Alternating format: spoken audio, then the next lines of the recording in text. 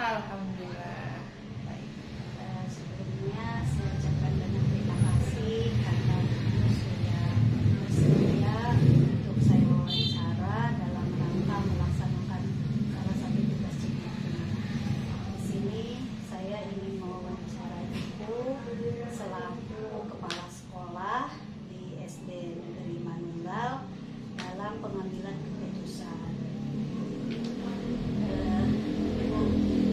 Selama ini Ibu pernahkah mengidentifikasi kasus-kasus yang masuk ke dalam dilema etika atau rujukan moral? Pernah, yaitu tentang dilema etika. Itu pun terjadi di SMA Nunggal, yaitu ada seorang tenaga tendik ya, seorang bapak-bapak, pak guru ya. Jadi beliau itu karena istrinya itu bekerja sebagai karyawan, jadi di rumahnya beliau itu mengasuh dan mengurus rumah tangga, jadi bapak rumah tangga. Baik, setelah Ibu mengidentifikasi adanya kasus dilema etika ya, tadi kasus salah satu guru di sekolah Ibu Manunggal. Nah, bagaimana Ibu menghadapi dilema etika tersebut sehingga Ibu mengambil sebuah keputusan? Jadi awalnya itu saya identifikasi dulu ya masalahnya.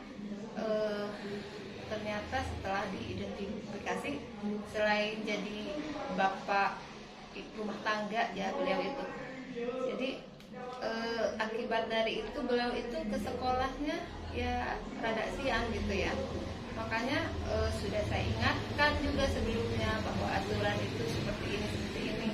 Tapi setelah diidentifikasi ternyata ya beliau itu karena istrinya menjadi karyawan, jadi beliau jadi bapak rumah tangga. Jadi saya juga dilema gitu ya, di satu sisi beliau juga mengurus anak-anaknya, keperluan anaknya dan sebagainya, sedangkan di sisi lain ada kewajiban yang harus dilaksanakan, yaitu tugas mengajar di sekolah.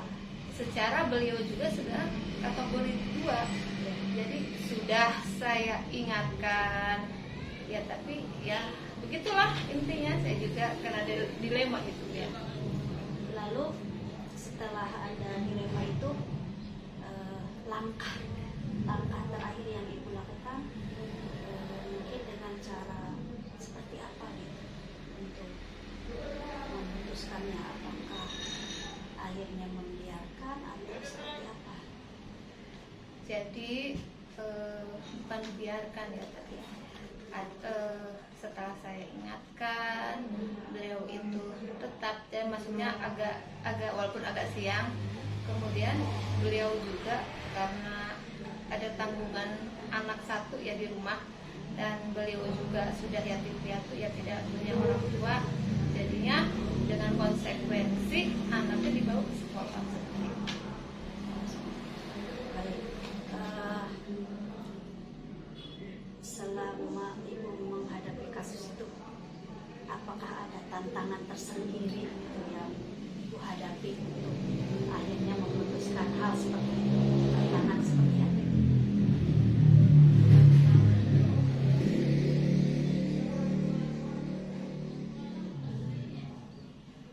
Paling itu. Baik ibu, tadi ibu sudah menjelaskan dalam hal mengambil keputusan. Nah, saya ingin tahu juga tantangan apa sih bu ketika ibu mengambil akhirnya sebuah keputusan gitu ya dalam kasus dilema etika ini. Tantangan tersendiri mungkin dari sisi pak gurunya atau mungkin dari sisi pribadi ibu sendiri gitu. Apa tantangan? Tantangan itu karena intinya menurut aturan itu ya, guru itu selain masuknya tepat waktu juga tidak diperbolehkan membawa anak ya. Tapi karena setelah mengidentifikasi kasus dari Pak Guru ini, jadinya saya mengambil keputusan membiarkan beliau membawa anak. Ya dengan konsekuensi beliau membawa anak, setidaknya siswa itu tidak terbengkalai sekolah.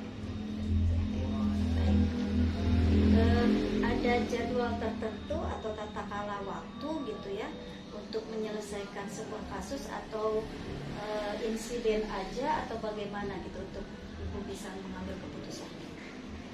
Kalau saya dalam mengambil keputusan, terutama di sekolah, biasanya saya musyawarahkan dulu dengan guru-guru yang lain, juga meminta saran terutama kepada guru-guru senior gitu ya. Jadi tidak ada waktu khusus ya, sesuai dengan kasus yang terjadi ya. Baik, pembelajaran apa yang ibu bisa petik dari pengalaman dalam mengambil keputusan dilema etika itu? Khususnya saya sebagai kepala sekolah ya, jadi dari sini saya mengetahui karakter guru masing-masing, juga pribadi serta latar belakang rumah tangganya ibarat. Jadi untuk itu, walaupun ini kasus dilema etika, kita juga harus bisa mengambil keputusan secara tepat.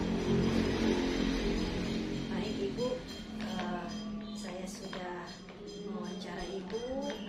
Sekali lagi saya mengucapkan terima kasih.